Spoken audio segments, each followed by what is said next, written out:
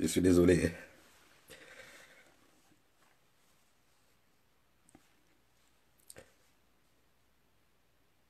Bonjour mes chers amis. Comme d'habitude, on vérifie ceux qui sont bien.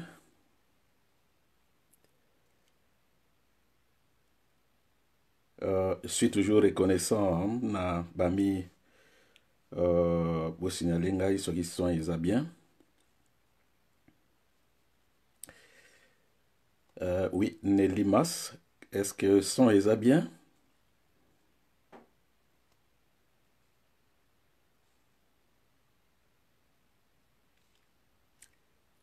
Madame Nana, excusez-moi, est-ce que sont bien?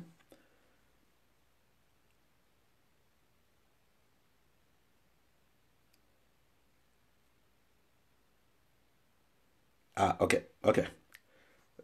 Merci, Madame Nana, merci. Voilà. Euh, Nous voici encore pour la énième vidéo. Tokolobela toujours makambo etali ba réfugié. Et puis actualité à mboka na biso pe kozangate parce qu'on est congolais. Nous sommes obligés de parler de ce qui se passe dans notre pays. Lelo tokolobela makambo etali ba réfugié, demandeurs d'asile. Et puis, oyo déjà pe bazwa mukanda, la diaspora en général. Et puis, activité na bango. Tokolobela isusu réinstallation. Bandego mingi batuni poser ba question sur ba processus ya réinstallation. Alors, tokolobela yango pe. Et puis, tokolobela sur confusion. Il y a batu mingi bazotia na mitu ya ba Congolais en ce qui concerne ba réfugiés soi-disant ba réfugiés économiques Tokolobelango. En plus de ça, na romeka ko répondre na quelques questions et puis moi précision sur ba élément oyo epusaka mingi pour que mutu ya ngunda babwakisa ye. Et tokolobela isusu le pacte mondial pour na ba réfugiés. Et puis moké peut-être mais mingité sur pacte mondial pour na ba migrants travailleurs. Et après tokolobela makambu ya pétition. On a lobela qui na vidéo o yevuti koleka. Pétition contre Joseph Kabila. Moi précision sur ça. Voilà, donc to kende na point ya liboso. Ezali na lingina lobela oui etali ba réfugié et le transnationalisme. Elingi koloba nini? Ba réfugié ou bien la diaspora en général, ezaka la diaspora congolaise, diaspora na monde mobimba, bazalaka toujours na mwa ba activité basalaka.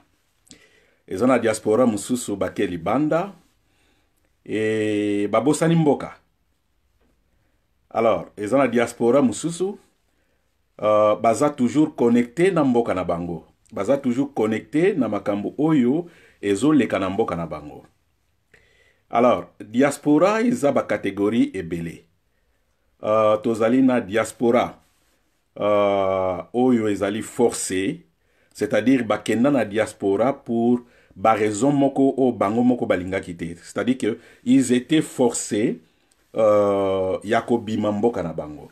Et diaspora oyo yango tozo benga ba réfugiés, ba demandeurs d'asile, bato bazana ba pays te état ezate lokola ba palestinien tozali na batu oyo ya ngulu nde tobengaka na terme na biso il faut totika na ba terme wana eza bien. Alors batu ya ngulu par exemple bango bazali diaspora forcée. Alors diaspora mususu ezali diaspora juste oyo tobengaka ba migrant oyo bazalaki forcé te. Babimi na volonté na bango moko po bakende na mboka mususu soit po na ba raison ya musala, soit po na ba raison ya bétude, soit po na ba raison ya maladie, soit po na ba raison ya tourisme. Donc il y a une différence entre diaspora oyo na uti ko citer ba catégorie wana na la diaspora forcée. La diaspora forcée ezali ba réfugié en général et ndenge na expliqué na vidéo et l'équipe ba réfugié ba catégorie ezali ba étape wana donc eza ba catégorie ba réfugié wana. Mais diaspora nyonso en général ya bamboka nyonso soki babimi libanda ebele eza peut-être mbala liboso pona bango babima libanda. Kobima liboso babimi libanda. Alors na herba komi libanda automatiquement il se tourne vers ce qui se passe na mboka na bango ou bien ce qui s'est passé na mboka na bango, situation économique, situation politique, situation sociale en général. Alors, pourquoi diaspora est comme très attaché na situation ya mboka na bango côté bauta? Ezali juste pour faire une comparaison par rapport ya mboka o bazali na mboka o bauta. Bazo ça la différence. Qu'est-ce qui marche na mboka o bauta? Qu'est-ce qui ne marche pas na mboka o bauta et pourquoi? Voilà pourquoi bato mingi yo batikala na mboka na Kinshasa na Congo balobaka toujours mais diaspora pourquoi ceux qui abokei mbala moko na Kinshasa ozalaki entre guillemets combattanté okomi na poto okomi na mboka mususu okomi na pays mususu okomi kaka combattant bino nyonso kaka ba combattant. Ce n'est que normal. C'est normal parce que toute la diaspora, ce qui va bimi, il y a toujours cette approche de comparaison par rapport à ce qui se passe ou ce qui s'est passé dans Mboka na Bango.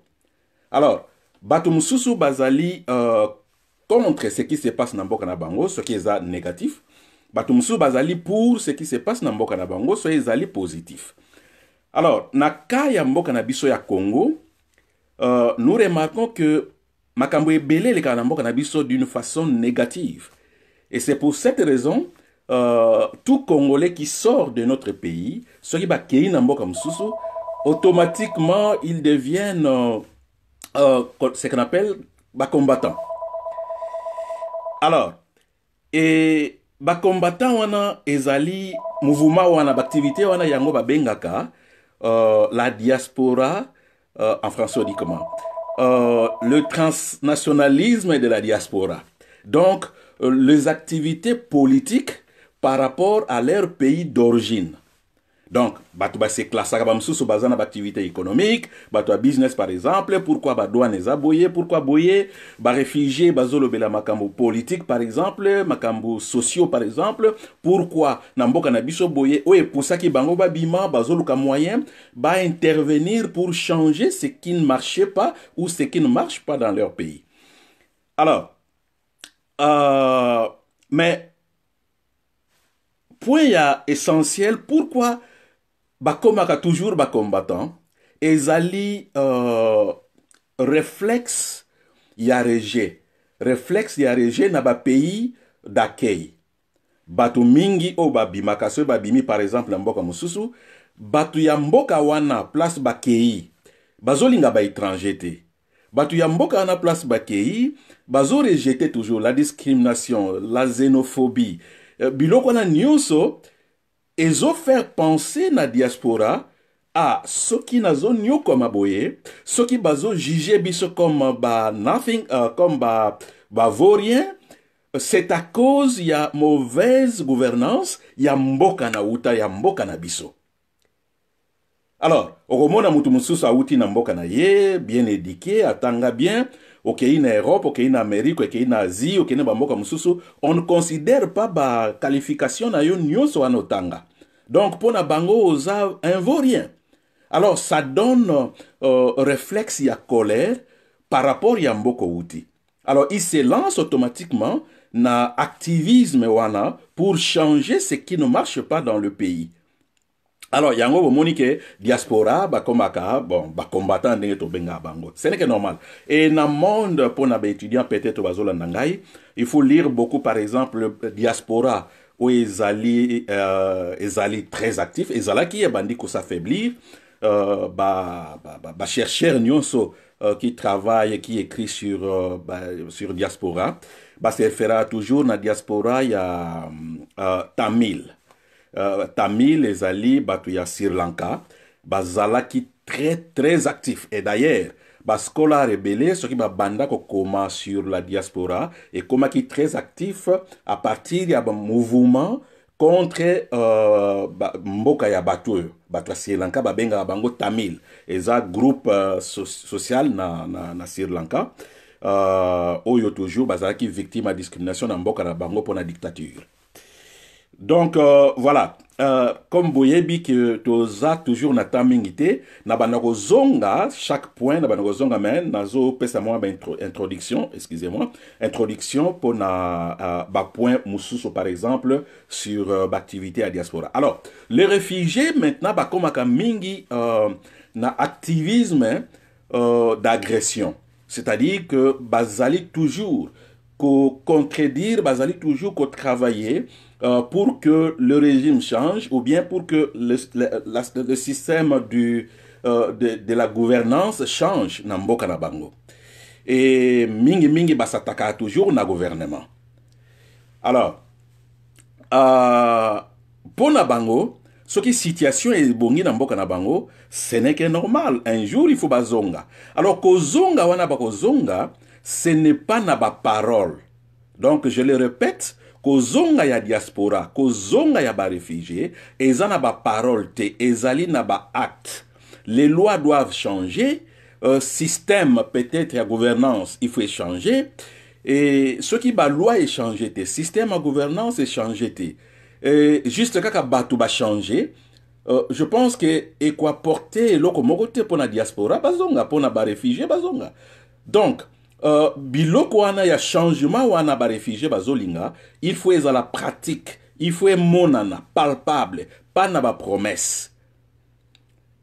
Alors, comment expliquer par exemple, vous demandez na ba réfugié bazonga, comme na lobaki na vidéo ya liboso, ba réfugié aussi oya kozonga baza ba catégorie ebele, ba réfugié de masse, na ba réfugié irrégulier. Donc o bakendaka ye moko akei akena mboka mususu et kozonga na bango ezalaka pe processus. Mais ba réfugié de masse pe kozonga na bango ezalaka processus. Ezate mbala moko kaka boye il faut rentrer. Non, bazonga kandengo wana te. Ya chercheur moko te, scholar moko te akoki ko confirmer yango ke ba réfugié de masse par exemple, même ba réfugié irrégulier bazongaka juste na bâton magique, donc parole d'un leader mbalamoko bazongi.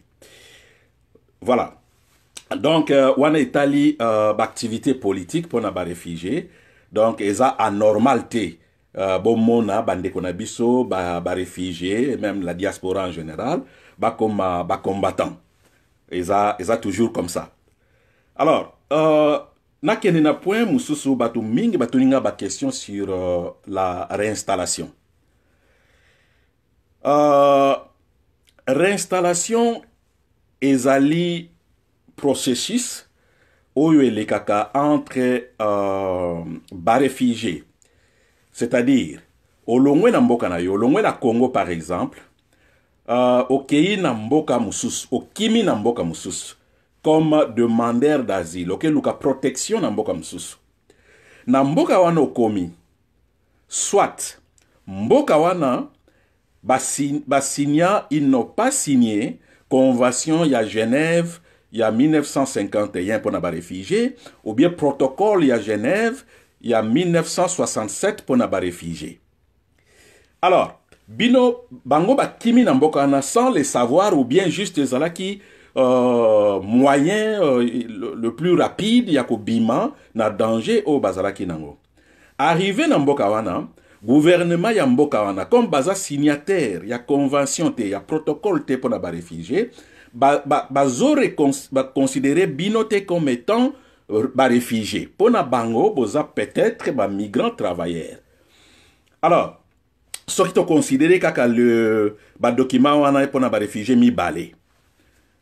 Bakoloba na bino il faut bozonga boza ba réfugié te moyen to protéger bino ezate. Alors les hauts commissariats pour le réfugié bakenda kana ba mboka wana pona ko recevoir bato wana. Alors bato wana sikoyo bakobwaka ngunda na pays wana te na autorité ya pays wana te bakobwaka ngunda na bango na au commissariat pour le réfugié. Alors, ce qui va boire ngunda na au commissariat pour le réfugié, détermination ya protection na bango eza au commissariat pour le réfugié mutako salango, mutako déterminer yango. Alors, ce qui va déterminer que réellement ozali mutoza na besoin ya protection. Ozali réfugié, bako pesa yo carte na bango, au commis réfugié protégé par au commissariat pour le réfugié, oko vanda na mboka wana te. Parce que mboka wana ba yebi yo te comme étant réfugié. Baza parti ya convention ya Genève, na protocole à Genève te. Alors, qu'est-ce qui se passe? Au commissariat pour le réfugié, à côté de la liste na Genève, alobi boy. Par exemple, tozui batu oyo baye ko bwa kangunda na au commissariat pour les réfugiés na Thaïlande par exemple. Alors Thaïlande a parti ya convention à Genève te ya protocole te. Est-ce que moyen ezali ya kolukela bango mboka mususu pona réinstallation? Mboka réinstallation wana il faut ezala mboka oyo ba signer convention de Genève na protocole de Genève. Ba instrument mususu pe ezali. Mais je me base souvent na le deux documents wana. Alors, ba message ya Genève et kei na ba mboka nyonso o bazana programme ya réinstallation. Il faut qu'on y ait d'abord que programme ya réinstallation ezali obligation te. Ezali acte moko humanitaire ba mboka basalaka. Donc, l'ONU ne peut pas condamner un pays ce qui va boyi par exemple ko réinstaller ba réfugiés. Ce qui va boyi yango, l'ONU ne condamne pas. Eza acte moko humanitaire. Mais ce qui mboka moko ba boyi ba ko pesa bato ba réfugiés oyo mondialement reconnu que baza ba réfugiés, l'ONU peut condamner. Bon, boza parti pris, boza signataire de la Convention de Genève, signataire de protocole, mais pourquoi vous rejetez les réfugiés? Par exemple, les réfugiés mingi bakendaka na Japon, bakendaka mingi na Corée du Sud. Les deux pays là, ils ont un pays moko très strict na opesa mutu mukanda réfugiés. Alors souvent, l'ONU intervient pour dire non, il faut bon reconnaître bon matana seimo quand même standard pour na opesa batu ba mikanda ya ba réfugiés. Alors, je reviens maintenant à la réinstallation. Ce qui a cher, le Haut Commissariat pour les réfugiés, bah, tinde ba message na monde mobimba. Tozan na groupe ya batumo, par exemple, 1000, auto reconnaître. Est-ce que moyen ezali bozo atamuke? Okomona bamboka par exemple, ba Canada, bamboka par exemple, ba États-Unis, bamboka ba pays ya Union européenne, ba pays asiatique, bon voilà, boza par exemple na 10 000 réfugiés reconnus par au commissariat. Bon, pour na biso par exemple, tolobi Japon balobi, bon biso tokozwa kaka 6. Alors, mboka mususu balobi non, biso tokozwa kaka 20. Mboka mususu balobi biso tokozwa kaka 50. Alors, maintenant qu'est-ce qui se passe? Au commissariat pour le réfugié, bakosa la liste. Liste wana bakosa la, ba condition ezali. Et avant ba condition wana, processus ya réinstallation ezali parmi autres babenga kanami beko pona ba réfugié, solution durable. Solution durable ezanini. Ba réfugié ce qui ba bimi ba kena mboka moko boye, soit 1. Après avoir été reconnu, au monika ka bonne situation na mboka na ngai bongi tika na zonga. Retour volontaire. Au zongi. Vous informez l'autorité en mboka, vous informez le Haut Commissariat pour les réfugiés, Bah discuter, bah vérifier, bon voilà, Olingo Zonga, merci beaucoup. Au vérifier, Makamunio, ça va, Makambouya, bah, il y aura rien qui va te nuire. Non, rien, je vais tout vérifier, ça va, je dois rentrer. Bon voilà, merci beaucoup, vous rentrez. Retour volontaire pour le réfugié reconnu. Alors, Tozali a 3 solutions durables. Donc, retour volontaire. Deuxième solution durable, ezali intégration sur place. Intégration na mboka wana, elinkoloba, na mboka ozu mukanda réfugié, okomi, par exemple, aux résidence permanente ou bien aux nationalité. Parce que Tolobaka, résidence permanente, en réalité, eza penza très très stable. Parce qu'un jour, ça peut basculer et vous êtes condamné de rentrer. Mais, on pousse toujours le pays à couper sa batou nationalité. Aux nationalités, en mboka wana. Voilà. Et puis, troisième solution, yangona zolobela, ezali réinstallation. Alors, réinstallation, elle est kakandengeni. D'abord, na groupe wana, au commissariat pour les réfugiés, à kosa la liste. Au commissariat pour les réfugiés, à se bazakana nini pour na kosa la liste. À considérer d'abord, ba besoin de protection ya batouana. Est-ce que bateau na mboko bakimi? Mboko ekoyiko protéger bango ou pas? Donc, baza vraiment na insécurité. Toloba ba Congolais mingi ou bakima par exemple en Afrique du Sud. Maintenant, en Afrique du Sud, ils allaient na système ya mentalité à xénophobie, discrimination contre ba noirs musus ba africains musus. C'est-à-dire que le pays comme l'Afrique du Sud et qu'aucun vraiment qu'on protéger ou bien bazolinga qu'on protéger batouanate. Donc il y a une insécurité pour na réfugiés comme ça na Afrique du Sud. Alors les hauts comme ça pour les réfugiés doivent faire le nécessaire pour que réinstaller les réfugiés wana. Alors deuxième point ezali victime ya violence na ya torture. Surtout basi baza toujours victime à violence na torture na bana. Alors, au comme ça pour les réfugiés, à considérer pe point wana. Est-ce que na groupe banani baza victime ya violence na torture? Batie bango na liste. Alors, baké na point mususu ezali besoins médicaux. Est-ce que batu oyo banani vraiment baza na besoin besoins médicaux d'urgence? Ba malade. Faut que tia bango na liste wana. Et catégorie musu ezali regroupement familial. Alors, batu oyo babwaka ngunda na mboko oyo. Est-ce que ezana batu na bamboka mususu bazali na ba famille? Ozana Afrique du Sud par exemple, ozana ndeko na France. Ce qui va vérifier que réellement, légalement azana ndeko na yo, bakoyi ko tcha na liste ya réinstallation parce que ozana famille d'accueil déjà na mboka mususu. Et point mususu ezali ba catégorie ya bana na ba adolescent, il faut ko tcha ngo na liste. Et catégorie mususu ezali ba personnes âgées. Voilà. Alors, au commissariat pour les réfugiés, ce qui a sali ba liste na bangona selon ba besoin d'urgence. Ba pays au bazan a besoin ba kende ko zwa bato pour na réinstallation. Bako étudier, bako discuter sur liste wana na ba au commissariat pour les réfugiés.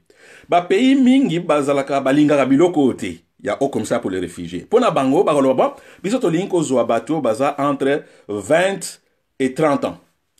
To linko zwa basi o bazana bana.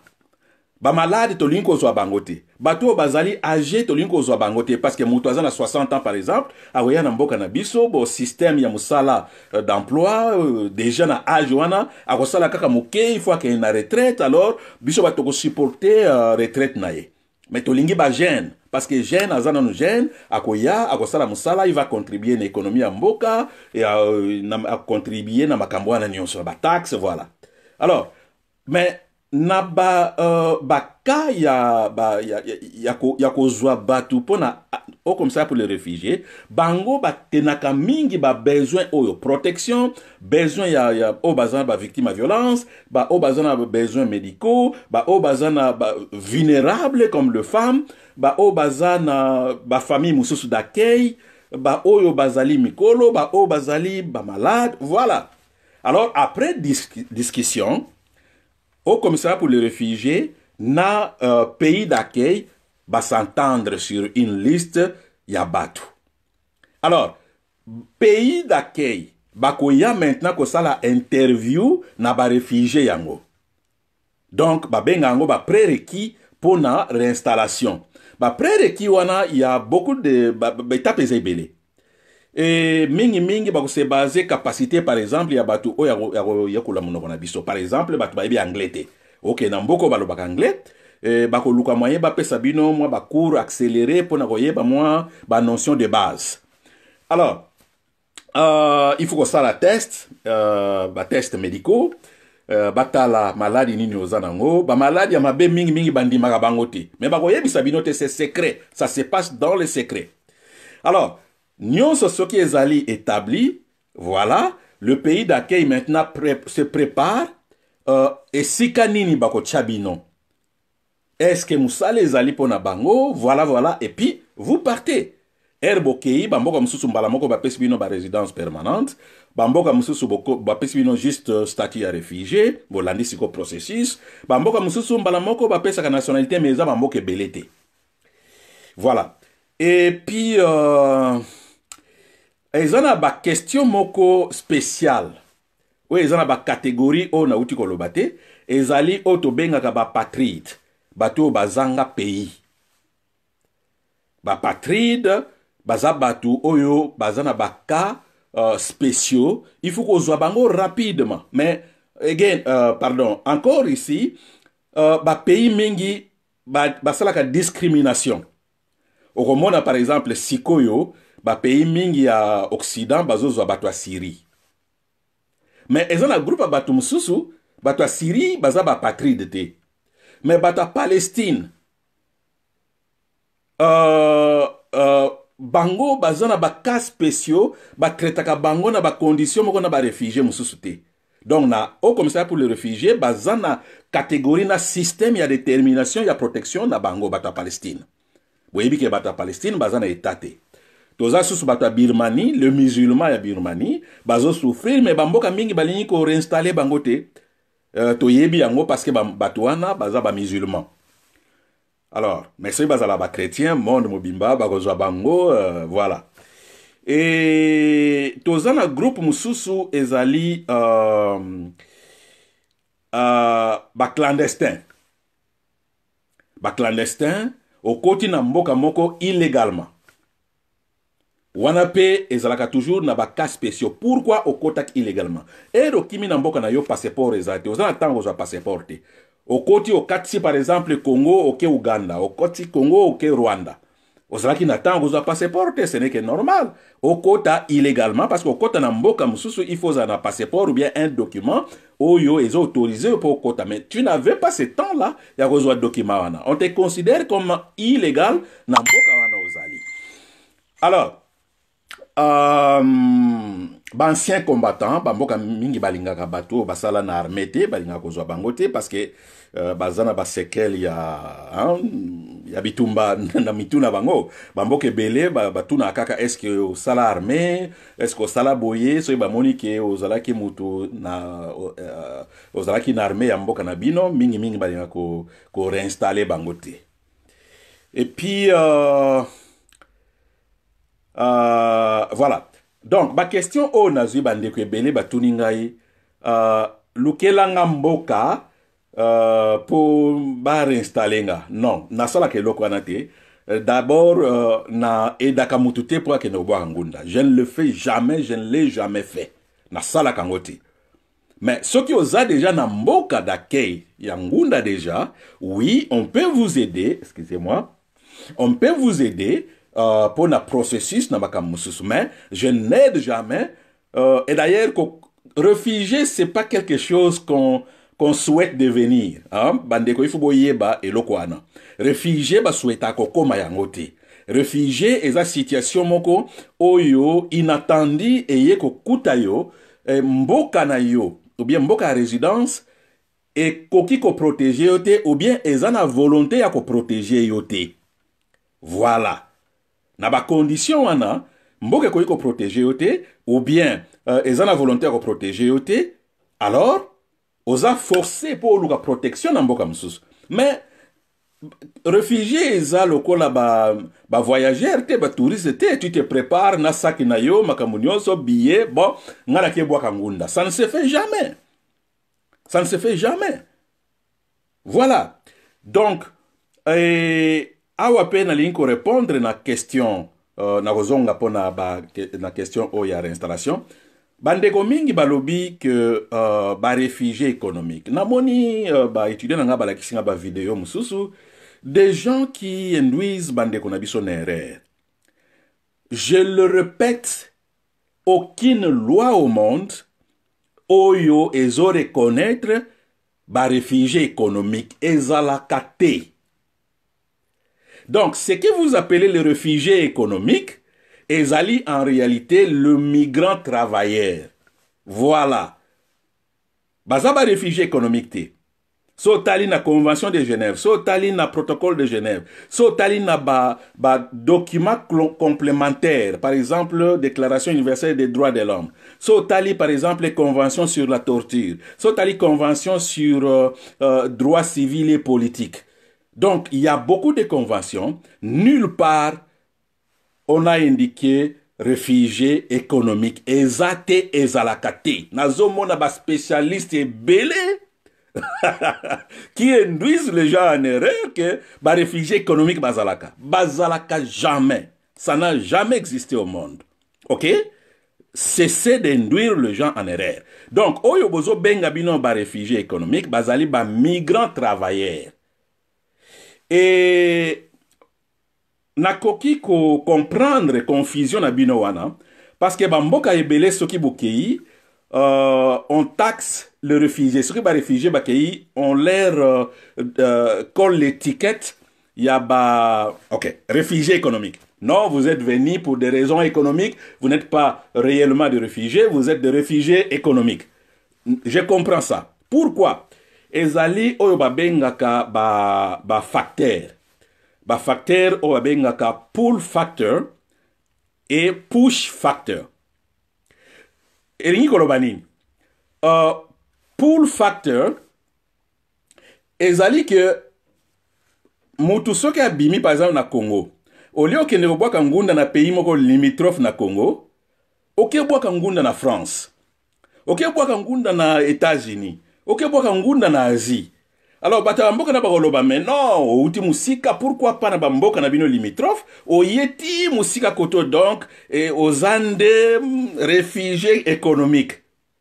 Donc, le pull factor wana, en réalité, ezalaka mingi ba besoin économique te. Ezalaka ba besoin sécuritaire. C'est vrai. Parce que bamboka ebele na, oyo eza ba pays démocratique, bazana système ya protection ya malam, justice ya malam, police ya malam. Donc quand quelqu'un est protégé, il est réellement protégé. Donc c'est pour cela batu mingi pona bwaka ngunda, il préfère akene ko bwaka ngunda na pays où il y a la démocratie stable, ils ont un système à protection stable. C'est ça le pull factor. Donc système na bango de protection ça attire les gens pour bakende ko se protéger kuna. Alors, il y a ce qu'on appelle les push factors. Push factors ezali makambo oyo zo vivre na mboka na bino. Injustice, torture. Makambo ebele mboka na yo ko protéger yote, mboka na yo ezana volontaire ko protéger yote. Wana ezali push factor. Bazo pousser yo bima. Il y a pas protection, il faut sortir.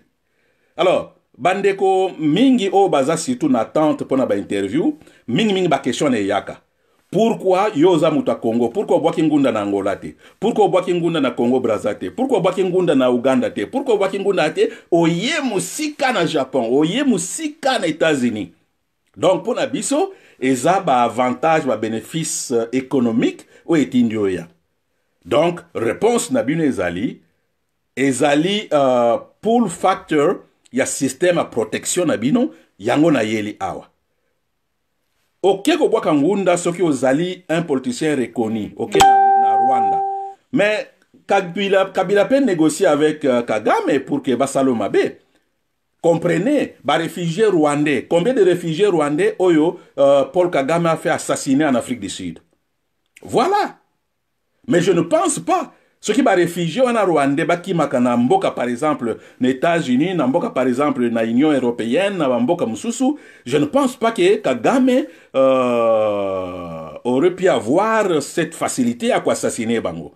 Donc, le pull facteur au Batumingi baza condamné que oya qui pour une raison économique, et ça par raison économique, et ça par raison il y a protection stable. Voilà. Donc,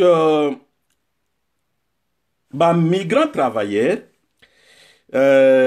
nakolobelango tango na zolobela likambo ya ba pacte mondial.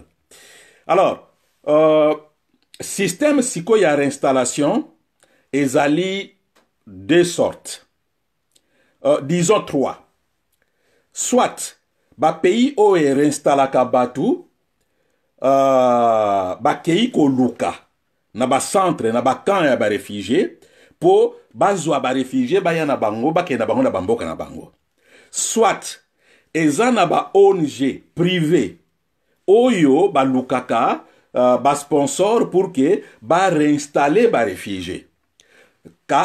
Troisième ezali bango moko ba famille ba privé oyo ba recevaka. C'est-à-dire quoi? Mutu moko azana mbongo amoni par exemple la télévision ba réfugié par exemple o bazo souffrir. Récemment bozo na monde ningana ki pona ba réfugié syrien. Bamboka ebele ba famille ebele ba bon biso ifuto zwata famille moko. Ba kena gouvernement na bango. Ba yebisi bango tozala moyen tozala ndaku. To moni batona bazo souffrir, to lingi to zwa par exemple une famille auto yebi baya na mboka na biso. Gouvernement ko vérifier est-ce que bozana moyen? Oui. Place à kocha bango ezali? Oui. Alors, bako vérifier ba condition nyonso, ba pesi bino autorisation pour bo réinstaller batouana. Et awa, je voudrais demander na ba Congolais mingi o bazali banda, ba mboka mususu bazali bien organisé par exemple ba Syrien. Bien organisé, ba Syrien na Amérique du Nord, ba Syrien na Europe.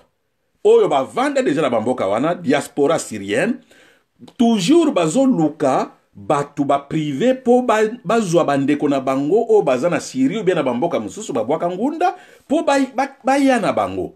Mais les Congolais ne sont pas organisés dans ce sens-là. Natikala comme mon anante, une organisation congolaise, Oyo ezali ko travailler pour la réinstallation de réfugiés congolais. Ezate, le réfugié rwandais basala kayango, lobbying ba rwandais pour réinstaller ba rwandais au bakima bazana bamboka mususu po ba réinstaller bango na ba pays mususu. Ezali, mais nous les Congolais toujours motema mabe. Jamais ezate. Alors, bandeko ebele batuni ngai me na kosala ndenge nini me non. Soki ozali na ndeko na yo aza na mboka mususu, yo oza na camp de réfugiés, obieza oza na mboka moko kuna moyen ezate. Olingi ba réinstaller yo, yebisa ndeko na yo si réellement ndeko na yo azali na ba papier valable. Again, encore, les Congolais ba yebisa ka bandeko na bango vérité te. Il y a de ce frère et sœur, yemo ko aza na capacité ko inviter ta mututé. Mais ko sabatu. Alors, si vous avez la capacité, vous avez stable place aux alliés. Mais faites une invitation. Il y a réinstallation. Kende na pays aux alliés, il y a une autorité à pays aux alliés, na lingi na hosting. Comment on dit ça en français? Na réinstaller famille oyo. Ba vérifier les moyens na yo, ba vérifier ma camino ça va, on autorise. Et ça un combat na yebi, ça demande effort parce que ba gouvernement mingi ba boyaka, mais ce qui insiste que osa vraiment na moyen. Il y a subsistance pour la famille wana pour un moment d'abord, et ba koma, mingi zala une année ou bien makamususu, voilà. Okiko réinstaller. Ba mususu bazo kosa bandeko na biso non po ba réinstaller yo kende na au comme ça pour les réfugiés parce que non condition ezali ceux qui ndeko na yo o azali banda azali reconnu par le au comme ça pour les réfugiés soit azana carte ya au comme ça pour les réfugiés c'est facile pour les aider pour ba réinstaller bango. Alors ce qui ozo ko réinstaller bango te longue histoire c'est qu'il y a mensonge na katwana. Excusez-moi, c'est qu'il y a mensonge na katwana. Alors, ce qui est lundi processus, il y a au comme ça pour les réfugiés et comme ici comme moulaï. Et comme moulaï pourquoi? Parce que bamboka est belé au bazala qui na système y a réinstallation, ba diminuer nombre. Par exemple, les États-Unis, chaque année 100 000 réfugiés reconnus par au commissariat pour les réfugiés. 100 000. Mais Trump a diminué ce nombre-là à 50 et Trump a menacé qu'on diminue à 40 000. Australie a plus de 100 000 par année, mais Australie peut diminuer le nombre. Alors, les grands pays où est pour la réinstallation, ils allaient Nouvelle-Zélande, ils allaient Canada. Bamboka ebele ba diminuer nombre ya réinstallation ya ba réfugiés. Yango bozo mona ke même au commissariat pour les réfugiés ba reconnaître yo mais pour ba tinda yo na mboka mususu et comme processus mulai faut zela ba interview banda ba benga yo okendaka sute. Pourquoi? Parce que baza na ba place te batu baza ebele. Donc na liste d'attente, il y a beaucoup de réfugiés reconnus par HR. Voilà. Tikana Lobela Mouké en ce qui concerne pacte mondial pour les réfugiés. Na 2015, na lobaki yango na vidéo eleki, Obama a organisé qui Obama conférence na ONU pour que ba développer comment ba pays ba développer comment protéger ba réfugiés au bazobi manamas, bazobi mebele.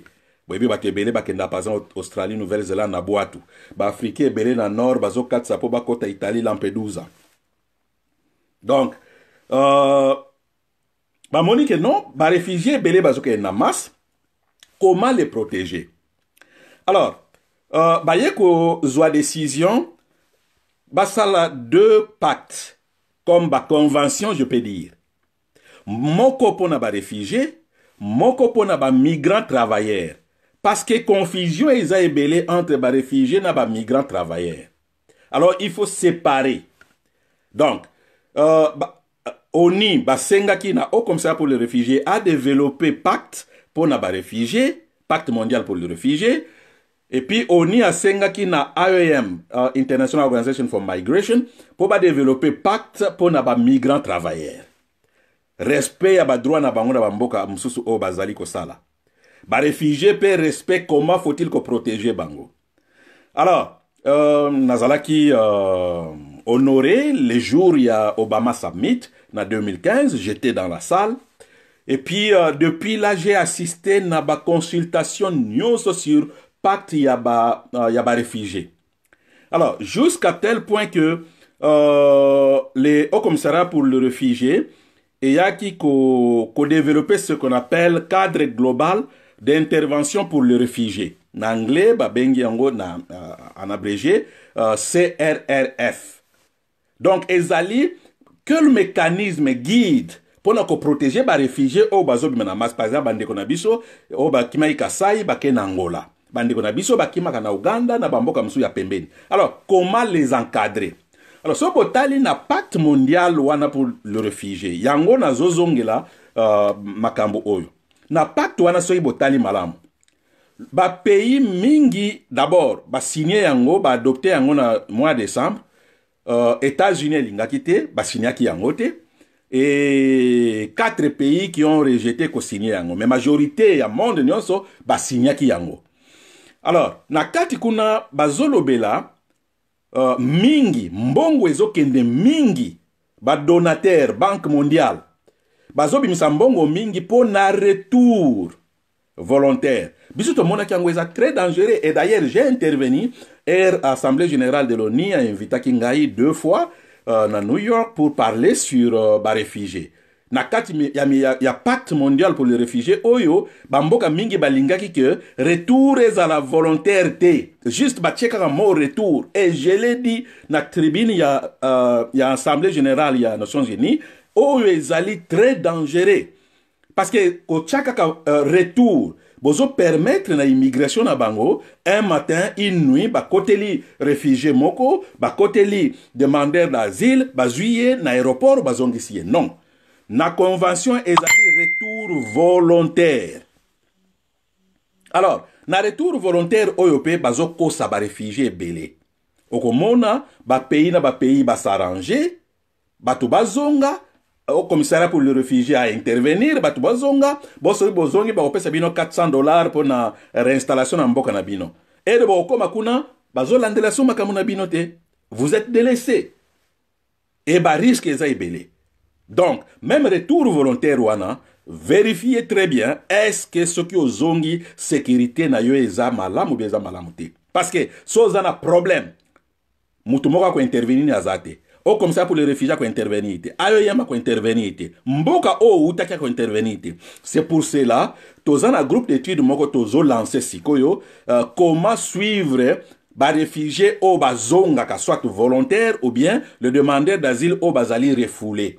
Comment les suivre? Malheureusement, il y avait une pionnière, Azalaki Barbara Aralbolt, c'est une British anglaise, Aouti Okufaka Sikoyo, Azalaki championne pour na kolande la ba réfugié au bazongi saka mingi ba réfugié congolais. Donc Azalaki trop attaché na ba réfugié congolais. Et bokomona so bobetika kombona bokomona ba livre belé à comment pour na ba réfugié congolais.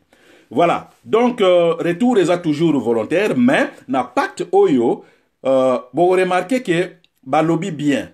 Le réfugié pour l'intégration na bango, ba donateur, Banque mondiale, il faut appeler ça mbongo ebele. Nous travaillons aussi sur ça. Ba appeler ça mbongo pour na ba réfugié, ba s'intégrer na ba mboka oyo ba koma ba réfugié. Alors, kaka ba réfugié bango mokote, na ba pays d'accueil, c'est-à-dire que na province ou bien na ba village d'accueil place ba réfugié na bazali. Parce que si vous pesi kaka mbongo na ba réfugié, ça provoque un conflit. Na ba citoyen à pays d'accueil na ba réfugié. Mais bato ba ye pa na biso, mais pourquoi mbongo bozo pesa kaka bango, biso pe tozo souffrir, il faut biso pe to bénéficier nango. Alors, dans ces pactes mondiaux pour les réfugiés, ils allaient bien résolu que il faut aider financièrement le réfugié na ba citoyen na ba mboka na ba province d'accueil place ba réfugié na bazali. Et ba condition ya kozwa ba aide wana ezali en discussion sikoyo nous y tenons l'œil. On peut parler de quoi encore ici? Bon, mutu batumso batu ningai pona ba question maintenant. Nazalaki rejeté na Europe, na Union européenne, est-ce que na koki kobwa kangunda na mboka mususu? Oui et non. Oui, okoki kobwa kangunda na mboka mususu, mais na Union européenne te. Soki kaka, pardon, soki ka se basé na déclaration na yo ya ngunda liboso. Soki olingi kobwa kangunda na mboka mususu, na Union européenne te. Il faut bima na Union européenne, kende na Afrique, kende na Amérique, kende na Amérique du Sud, kende na Asie, kende na Océanie, na Pacifique. Alors, kuna sikoyo, il faut bandela processus nyonso. Alors, pourquoi na lobby oui et non? Non, pardon, oui, na Union européenne place baboya kiyo. Okoki ko zonge la dossier na yo à condition ozala na ba élément mususu ya sika. Alors, kobwa kangunda na yo pour la deuxième fois, wana ba benga yango réfugié sur place. Na mi beko ba réfugié la phrase est comme ça, réfugié sur place. Réfugié sur place, ça signifie quoi? Réfugié sur place signifie yo bimaki na mboka na yo ke na mboka mususu. Pona ba raison ebele, études, maladie ou bien eloko nyonso. Arrivé na mboka d'accueil, une situation s'est produite na mboka oyo uta. O ezali ko permettre yo te po zonga na mboka na yo. Alors, okoki ko senga asile. Ba benga ngo réfugié sur place. Bokomona bandeko mingi ya Syrie, ba Syrien o ba bimaki avant guerre pour na business, pour na études, mais guerre s'est déclenchée na Syrie, moye ba zonga ezate. Alors ba sengi ba bwaki ngunda na processus ya réfugié sur place.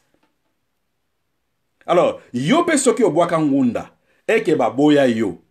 Soki olingo zongi sangunda demande na mboka wana. Condition ezali que ba élément mususu ezala par rapport ya olo baki liboso. Voilà. Ba élément wana soki ezali vérifiable, ozali na droit ya kosenga lisusu ngunda pona ba élément mususu wana. Mais crédibilité kozala muke. Pourquoi? Parce que ba moni yo déjà obwaki ngunda ba boisi yo, alors oye lisusu ba élément oyo ya nango ya sika il faut ezala makasi, sinon et jouer déjà la crédibilité na yo. Voilà. Donc pour na ndeko oyo alobaki soki akoki kobwaka lisusu ngunda. Mais ba élément na yo oyo kobwaka ya sika ezali na eloko oyo babengaka risque réel. Risque réel ou bien chance réelle. C'est-à-dire chance que ozala na problème. Ozala persécuté. Alors, ce qui va vérifier que réellement dans le document oya sikokotsi, il y a une chance réelle pour la persécuté, ce qui est ok.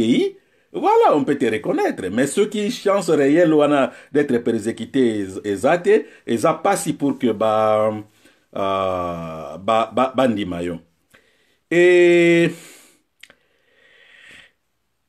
oyo babengi par exemple être persécuté na persécution, il y a une différence dans le droit de l'homme pour déterminer est-ce que moto il faut qu'on protéger ou bien qu'on protéger été. Être persécuté, ça signifie quoi? Ça signifie que na mboka na yo outa ba violation ya droit de l'homme par exemple ezali, ba arrestation arbitraire ezali, kana yo ozwaki gouvernement ya mboka na yo bakoki ko protéger yote ou bien bazana volonté ko protéger yote. Donc wana ezali na terme ya droit de l'homme pour protéger ba réfugiés ba bengango être persécuté. Na persécution, c'est-à-dire que d'une façon ya conception na yo moko peut-être bako bomangai, peut-être. Alors, ce qui déjà, dans la déclaration, il y a le peut-être. Oh my God. Je ne sais pas, il y a quelque chose qui s'est passé. Hein. Oh, voilà. Donc, le peut-être là, ça joue na eloko babengi être persécuté. Même si, na mboka na yo avant obima, en réalité, persécution de tozo concevoir yango. Ezalakite. Mais il y a des éléments que makambo oyo ozwi na mboka na yo, il y a des éléments qui prouvent que mboka na yo outa et koki ko protéger yote ou bien ezana volonté ko protéger yote. Oui. Voilà ce qu'on dit être persécuté.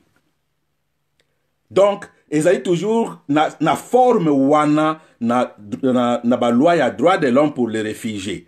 Alors, mais ce qui est une déclaration oyo ilobi kaka bon na koki kozala persécution ezali. Eza crédibilité ezoko diminuer pour na kana yo. Alors il faut qu'on pèse ba élément pourquoi ozomona ke gouvernement na yo et koki ko protéger yote bien bazana volonté ko protéger yote. Pourquoi na lobelaki na salaki vidéo o esali incompréhension totale. Ezali juste problème oyo. Pardon. Être persécuté. Avocat, koki ko aider bino pour comprendre na détail ou bien activiste à droit de l'homme, koki ko aider bino pour comprendre na détail. Na lobaki yango que monsieur Félix engagement azwaki na o comme ça pour les réfugiés ezalaki mabe. Pourquoi? Parce que Congo, en ce moment ici, baka ebele, ba réfugiés congolais dans la catégorie oyo de concevoir que bazali persécuté. Donc, être, entre guillemets, être persécuté. Pourquoi? Parce que justice est toujours yandege moko. Ba service ya sécurité est toujours ndenge moko. Tozomona ba violence, par exemple, faite à la femme. Bato ebele bakoki koloba bon mibeko na Congo ezali bakoki ko protéger yo soki mobali na yo abetaka yo chaque fois mais mungwa na libala tolobaka ngo entre guillemets mungwa na libala okoyi mobali so abeti yo eza mungwa na libala moyen ofunda même ofundi loi elobi eza mabe loi congolaise mais est-ce que le gouvernement congolais ezo protéger basi o baza ba victime torture na mibali na bango violence na basi ou bien bazana volonté de protéger bangote. Voilà. Donc, na Afrique, bamboke belé, même si na mibeko na bango, il faut protéger basi, il faut protéger bana, mais en réalité, bakoki ko protéger basi wanate, bakoki ko protéger bana wanate. Donc, Mutu soki abimi abwaki ngunda pona persécution, violence faite à la femme. Mutu wana azali considéré comme étant réfugié. Et ça dépend du pays. Vous pouvez être considéré comme un réfugié, une réfugiée politique. Kobeta bana, torture, convention sur droit des enfants. Et zolo bango clair. Moi na oyo parents zotinda na classe T. Azana droit ya kozala protéger quelque part. Parce que na ba loi ya Congo et lobi ke bon école moi na il faut que école. Mais est-ce que le gouvernement congolais aza capable de compter les moyens à tous les parents pour que les parents oyo ba mema bana bango na école? Voilà. Mais quand on dit les conditions ne sont pas encore réunies pour aborder les réfugiés. Ah, couple de professeur et baby. Couple na ye baby yangwana fâché pour na couple na ye baby. Mais je vous le répète que banda musala oyo ça fait 18 ans. Na tikala kozwa même $1, 1 centime ya réfugié te. Ce qui bozana ye, boya na ye. Na tikala kozwa même 1 centime te. Moi, je dépense. Ba ticket belé ko voyager, ba mboke belé pour na ko luka maye ko protéger ba réfugié. Donc, ngai na zala misala na ngai belé. Ezate non kop na ye baby Félix a baby si kop na ye moya za sumongo ezate yangwana fâché non monsieur Yombi ndenga za wana ko iko chômer jamais pendant 1 heure. Donc c'est na za misala te misala nga professeur Sili nyonso Sili na ko chômer pendant 1 heure te. Donc voilà, il faut qu'on se le dise. Voilà, donc l'impact mondial pour le migrant travailleur, wana lobaki tolobelango mingite, eza juste pacte pour protéger les migrants travailleurs. Diaspora mususu bakenda pour misala protection na bango eza malamute. Okende par exemple, batu mingi na ba hygiene na ba industrie bakata na kamisapi, bakata na maboko. Okomono kata ni musapi mais bakoyi ko indemniser yote, assurance ezate ou bien ezali, pardon. Ezali bazoko sayo et voilà. Mais l'ambassade intervenera. Je vous dis, j'ai voyagé na bamboka 160 pays, 162 disons. Na monde, na kenda na 162 pays. Na tikala jamais komona ambassade ya Congo réellement intervenir pour le cas d'habit d'un Congolais. Et je vais revenir, je pense, mes collègues, avec une vidéo, beaucoup de monde a des documents. Ambassade ya Congo quelque part en Asie. Beaucoup de monde a des documents. Comment bazo détruire les Congolais au bazan mboka. Donc, bande kona biso bazali banda soki ozoki ozu problème abi il faut que yeba ke na mboka auto vandi ba migrant travailleur ozana ba droit na yo. Ba droit na yo mingi ezali na convention pour na ba migrant travailleur. Ba mboka belé ba signa convention anate. États-Unis par exemple a signé convention anate. Corée du Sud par exemple a signé convention anate. Donc, na Corée du Sud par exemple, ceux qui ont victime abi ya iloko moko boye, ba koyi ko yebisa yo ke non pays na biso koyi ko protéger yo te. Ba o protéger yo te. Kende na ambassade na yo. Ba koyi biso kende na ambassade na bino. Mais ma ambassade ya Congo partout dans le monde musani basalaka. Ambassade na biso basala misalate. Donc ba citoyen na biso bazali délaissé na bango moko, mingi bazoka, mingi bazwa ba accident, mingi ba arrestation arbitraire, ambassade ko yate. Mais ce qui obengi ambassade, olobi non ndenge za boye nazoki na hygiene, boye abi boye bakanga boye boye ambassade ba ko yate. Ba ko biso benga la police. Mais so bengi ambassade, oribisi bango naza na copie ya mbongo. Na 5 secondes, ambassade bazawana, d'urgence bazawana. Po ba yoki oza na copie ya mbongo. Mais so ba yoki citoyen d'un pays, citoyen congolais, aza na problème na mboka place azali, l'ambassade doit intervenir, ambassade bakoyate. Donc, côté kunape, les gouvernements ya Congo, il faut balayer vos ambassades. Il faut que tchabatu ba diplomate kochate bato bavai na ministère affaires étrangères mbongo ezate bazo souffrir ateki moi lupango ateki moi quelque chose aye o corrompre bino mbala moko voulait nommer ambassadeur mbala moko voulait nommer diplomate bayebi musala na bango te ere bazo koma na bamboka wana qu'est-ce qu'ils font business okomona bango na basaka bilamba basaki ya basapatu bazo sala business entre Chine na Congo kotinda business baza ba diplomate te. Excusez-moi, toza ba diplomate mais bazaya kotanga, ba diplomate congolais, bazaya kotanga na misapi. On va y revenir. Donc, pacte mondial pour les travailleurs migrants. Ezali adopté, il y a des conditions, s'il vous plaît, beaucoup que na Google, beaucoup mona yango, quelles sont les conditions et qu'est-ce qu'il faut faire. Bon. Tokota sikoyo muke na actualité, si je peux boire quelque chose, excusez-moi.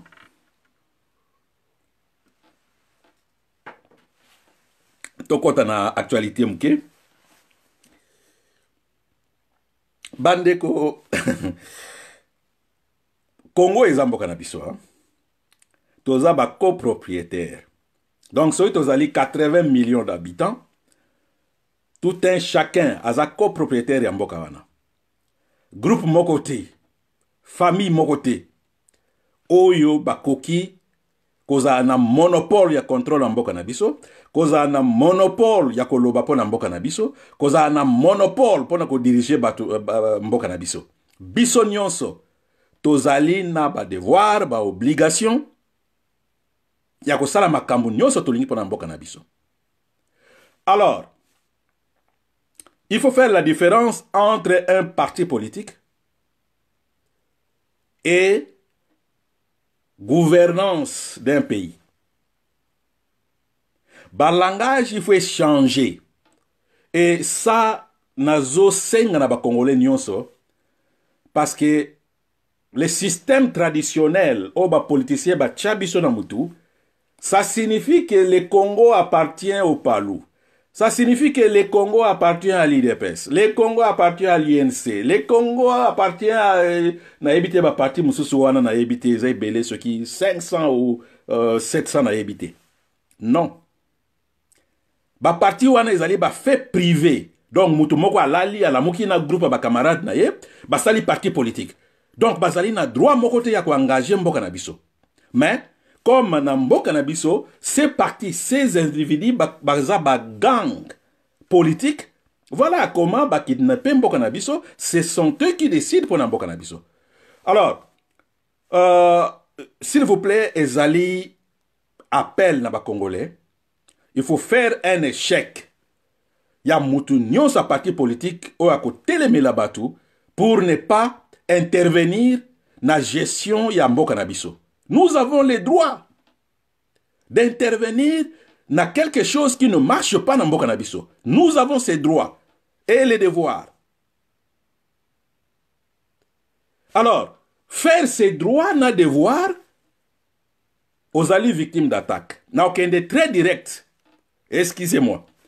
Na bande konangai, vous me connaissez, famille nanga, vous me connaissez très bien. Naza mutumoko intimidable te, ba intimidaka ngate. Ba intimidaka ngate. J'ai eu des intimidations en Corée, hein. Na komaki, hein. Mais tokenekti na suka. Banda ba intimidation ti baya kozoyo comme rôle modèle, comment on dit en français? Un modèle. Voilà. Mais banda ke ba intimidation, tokore foule yo, so continue koloba. Na continue ki jusqu'à na suka.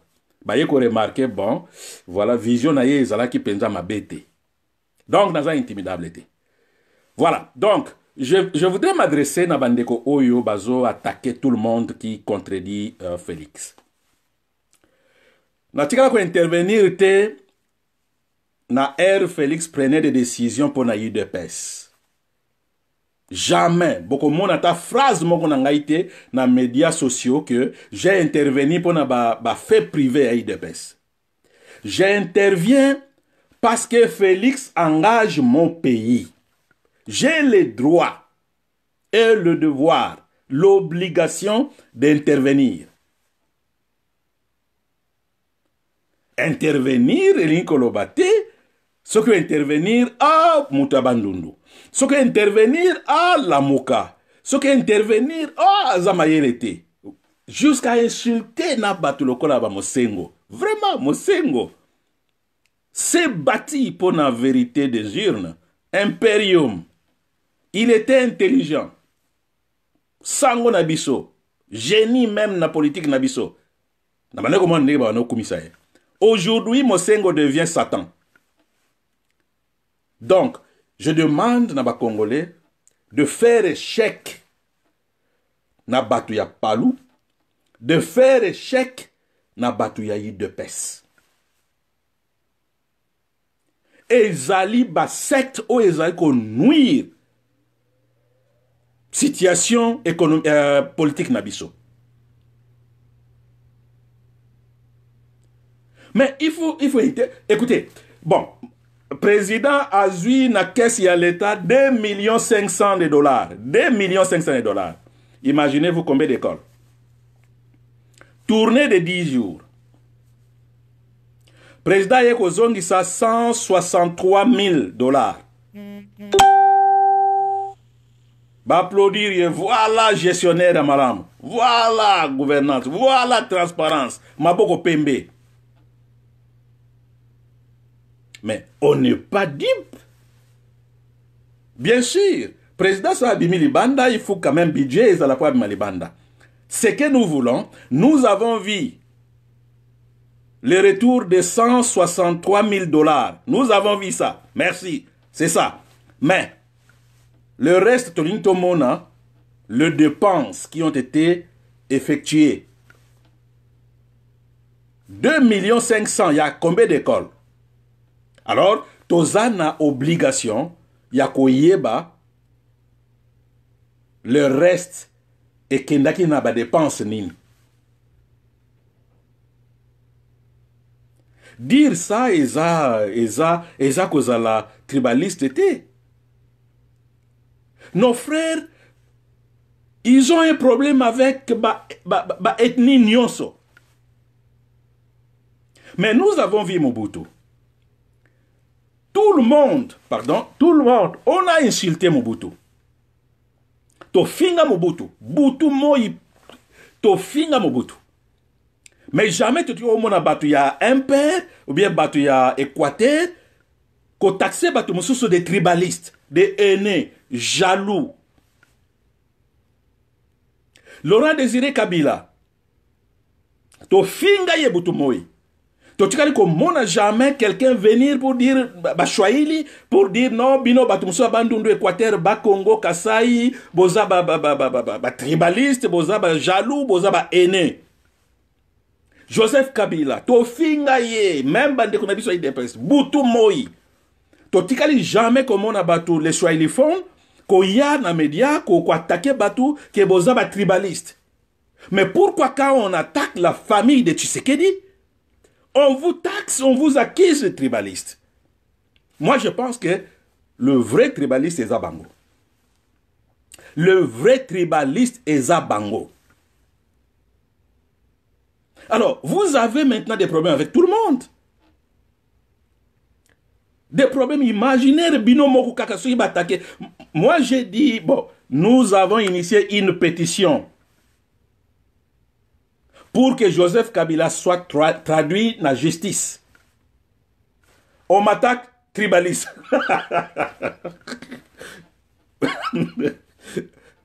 Une pétition pour que Joseph Kabila soit arrêté. Nos amis de l'IDPS m'accusent d'être tribaliste. Mais il y a un rapport entre Joseph Kabila, na pétition, na tribalisme. Donc, tribaliste contre Joseph Kabila, tribaliste contre ethnie, il y a Félix Tshisekedi. Mais on est où là, mon frère? Donc, je pense que c'est le temps. Gizenga vient de trépasser, paix à son âme, n'a évité son agolo bayango, comme Azaïme. Donc, que Gizenga parte avec son palou. Tshisekedi est parti. Vous voyez maintenant Vous comparez l'IDPS de cette époque-là, Tshisekedi, Mbwankiem, Liaou, Kibasa Maliba. Voyez cette IDPS de maintenant. Kabound, Kabouya.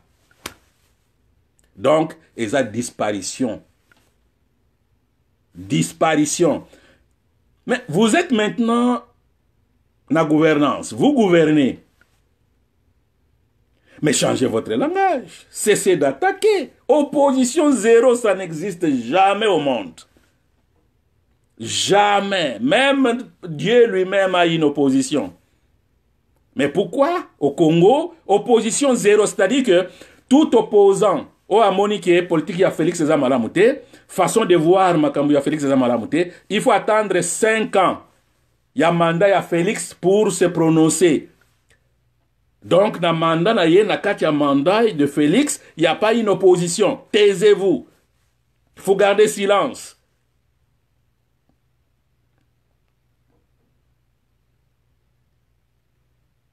Alors, si on est opposant pour un parti politique Nabino, le PALU ou l'IDPS, oui, taxez-nous de tous les mots que vous voulez. Mais s'il s'agit de la gestion de notre pays, Tozali copropriétaire, nous avons le droit d'intervenir. Et je regrette les Congolais au Bazo Batamanassé qui ne veulent pas aller en public pour dénoncer cette histoire qu'on ne comprend pas. C'est quoi cette façon de concevoir les choses? Vous dites, bon, pourquoi le président n'a pas ses gouvernements? Pourquoi ça tarde? Pourquoi les gouvernements tardent? Oh, tribaliste! Mais pourquoi Félix ne libère pas le prisonnier politique? Oh, tribaliste! Donc, le vrai tribaliste, eza bandeko na biso oyo. Baza ba vrai tribaliste. Et bon, toza entre biso, boyebi yango, histoire ya mboka na biso boyebi. Na ba ethnie nyonso ya mboka na biso, boyebi bien, ba nani bazala ba tribaliste. Soki ba tche PDG quelque part, tout le monde bata tribi na ye. Soki ba tche quelque part, tout le monde bata tribi na ye. Boyebi yango bien. Qu'on se le dise. Parce qu'il y a une situation, bande qu'on a biso bazo comprendre yango te.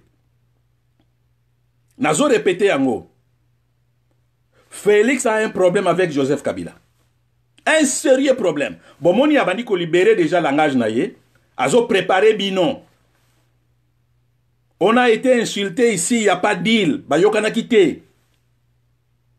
Lukuta, fake news. Bayokana quitté. Félix a été élu. Bayokana quitté. Il n'y a rien de négociation entre entre Cash na FCC. Bato FCC, ba lobby yango. Ba atia lobby yango. Ba lobby. Non, fake news. Bolanda bangote, fake news, on vous attaque tribaliste. Félix l'a reconnu lui-même. Il y a eu deal entre FCC na Cash. Qui dit Cash, Félix et Kamere. Alors, vidéo Félix Azaïna vidéo, Batunios Bazo Mona Yango. Vous postez cette vidéo lui-même. Et d'ailleurs, c'est le protocole, il y a Félix Moutba publié vidéo. Oyo, yemo kazo reconnaître deal. Négociation.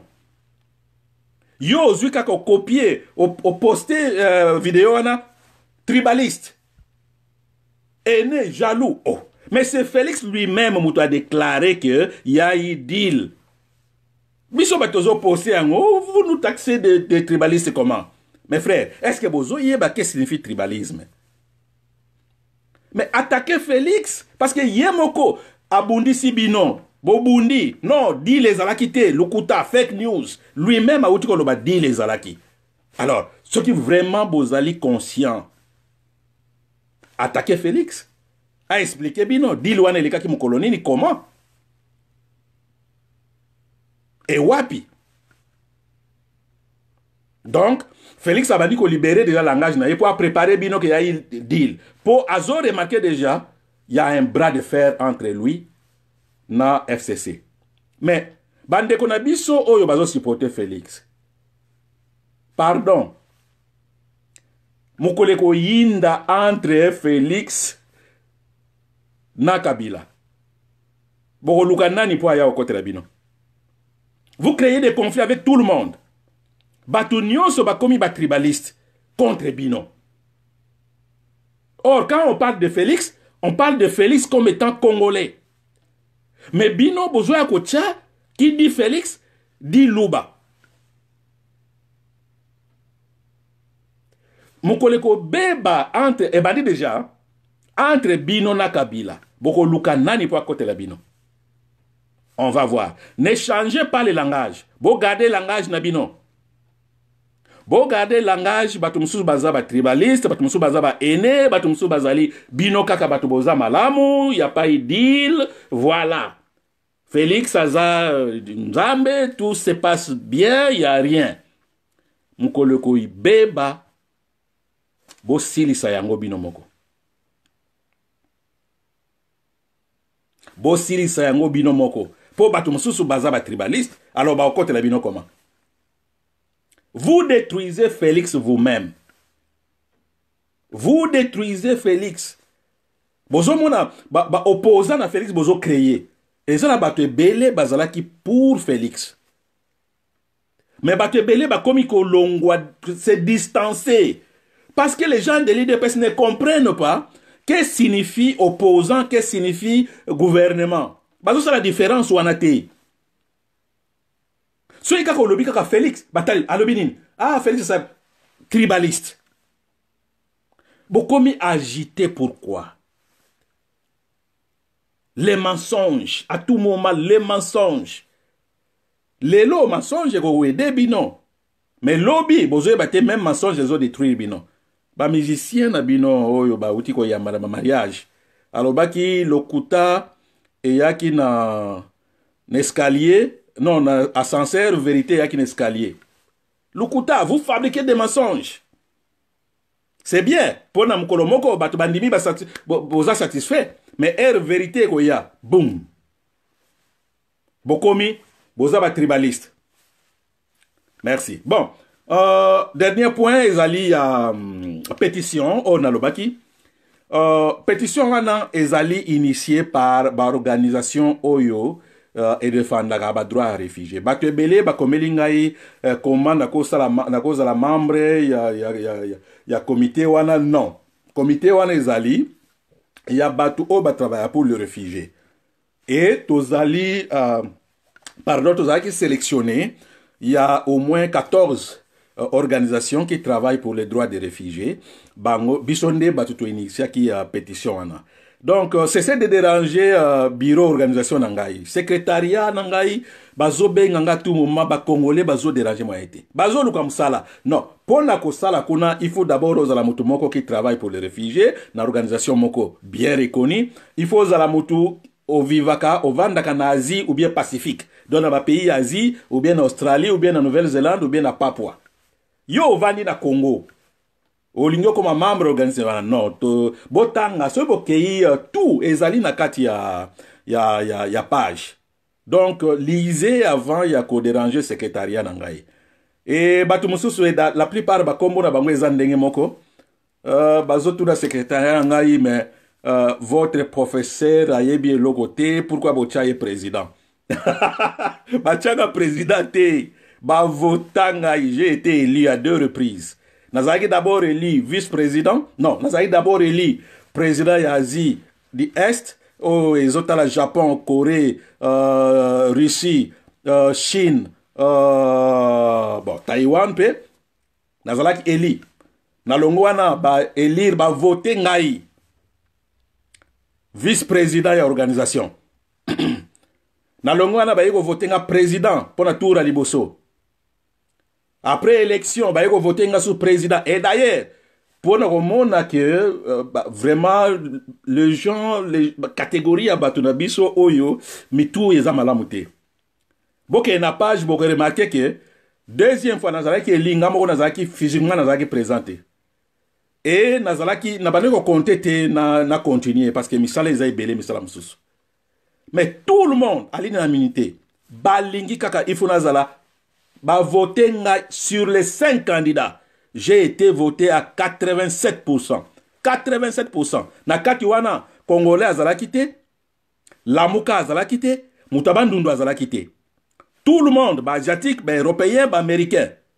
87% nazalaki eli. Nazala quitté, physiquement nazala quitté. Or, les 4 mususo bazalaki wana, basali propagande, bakutani na bato physiquement, basali propagande bango, nga nazalaki te na salaki propagande te. Babengi ngai, yombi, ozali rééli avec 87%. Donc, totika,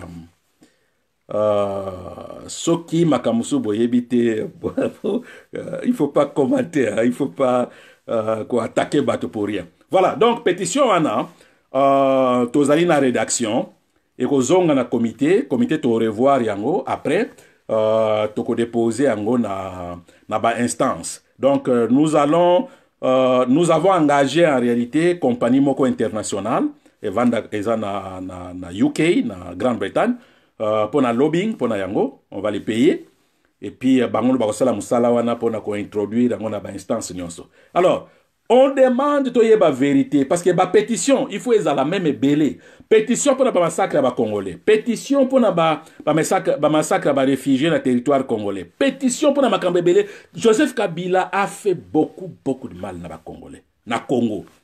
Bozomon a bradé ba mine. Ba parc nabiso bradé. Juste à quelques jours il y a une élection. Bradé ba parc nabiso. On demande que Joseph Kabila quand même aille à la justice pour que à répondre na makambo nyonso sala, l'UDPS vous attaque. Et les Congolais gardent silence. Les Congolais gardent silence. Demandez que Joseph Kabila soit traduit dans la justice, l'UDPS vous attaque et tout le monde garde silence. Il y a un problème chez nous. Il y a un problème. Si réellement tu l'ingimbo cannabis, faisons d'abord échec na biloko na nyonso ba parti na nyonso. Faisons échec na batouana. Tout le monde qui parle de Kabila, tout le monde, même Mende, vous parlez contre Mende, on vous accuse, on vous taxe de tribalistes, on vous taxe quelqu'un de Bandundu, on vous taxe quelqu'un de l'Équateur, mais au juste, qui est tribaliste chez nous? Toyeba dit la vérité. Donc vous voulez vous faire passer comme victime pour que ce qui est bradé la communauté internationale, non, les tribalistes au Congo, ezabande konabiso Kasai. Moi je vous le répète, naza na famille à Kassaïen, mes neveux, ma grande sœur s'est mariée na un Kassaïen, na yebi Kassaïen à cause de la force physiquement, à Betio. Ce qui police a yé moka bandiko lela. Pour police à comprendre que yo muto betiye. C'est ça les Kassaïens. Aza makas, bobundi a betiyo, police a yé pour intervenir, yé moko muto betiyo a bandiko lela pour faire voir la police que yonde muto betiye. Et vous passez comme victime. Mais toye bani ba vérité. Toye bani ba vérité. Banani bazaba tribaliste dans mboka na biso. Donc, c'est une situation bozo yebate et sika bozo memayango. C'est très dangereux. C'est très dangereux. Donc, Félix, nous, on les traite comme un Congolais. Moi, je ne vois pas les Louba dans Félix. Je vois Congo dans Félix. Et si j'interviens contre Félix, c'est parce que Félix Moutou azo gère mboka na biso na moment oyo. Il gère mon pays.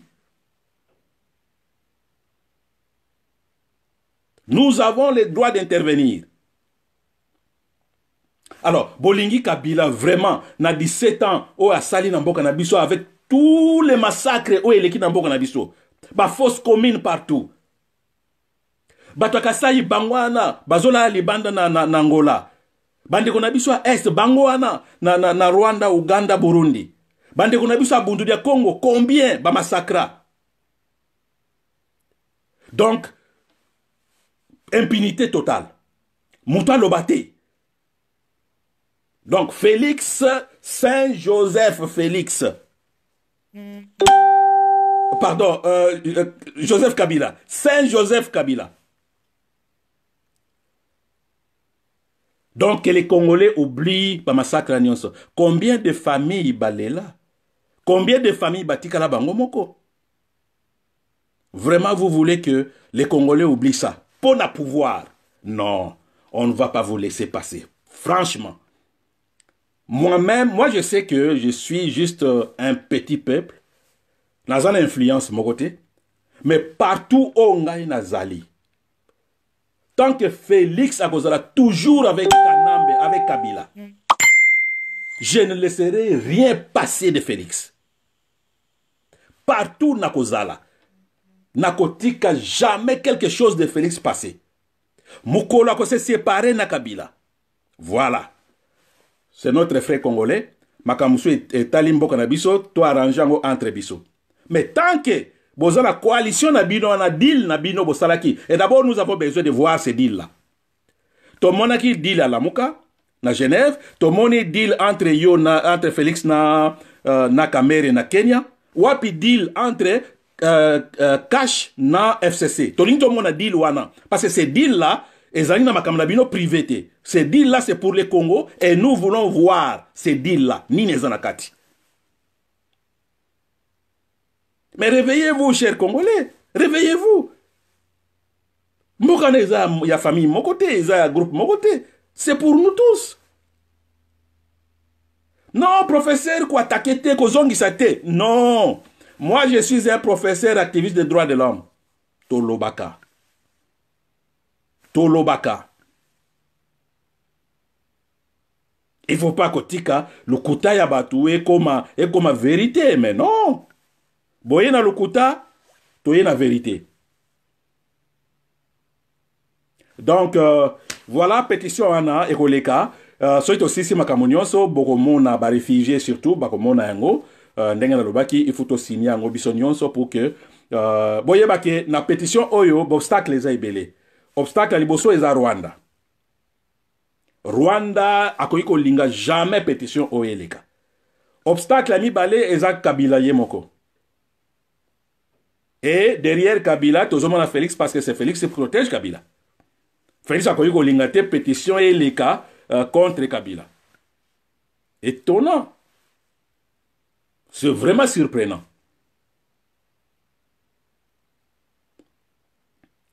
Voilà, mes chers amis. Je pense que tous 8 mois est belé. Nous allons revenir, ce qui m'a camusé les alliés. Ce qui est ma question, Ezali, comme d'habitude, vous le faites. Il y a un groupe, il y a des camarades, mais tu dis à Dengai pour catégoriser ma question. Et puis, ce qui est Ezali, na rozonga pour que na répondre. Mais, question d'actualité, bande ko bazolo non, il faut, ngai na ye après on la chaîne T. Nazala besoin batu, ba congolais, na diaspora, o bazana ba chaîne, ba pesa ba information, bazali. Donc, bisonyonso, tolandaka ba chaîne wana. Moi, je ne suis pas ici, nazoyate.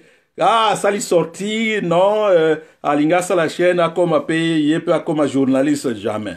Nazana tan wanate. Donc, moi, j'interviens en ce qui concerne le réfugié. Et, bon, par ricochet, tokokipe kolobela makambo ya mboka na biso. Donc, nazana intention à ça la chaîne mon côté. Et les amis au bazar, le vrai ami au bazar la chaîne, bazo salam salam bango bien, na Europe ezali, na États-Unis ezali, bazo salam salam bango très bien. Tous on a besoin ya ko proliférer ba chaîne T. Tous on a besoin de bien au contraire. Pardon. Il faut qu'on supporte bandeko au bazar de la chaîne, qu'on supporte bango. Donc, si j'ai quelque chose à dire, nazolo belango na Facebook awa. Et voilà, mes amis, au Bazola Nangai, bah, comprendre, et puis, qu'est-ce qui se passe. Voilà.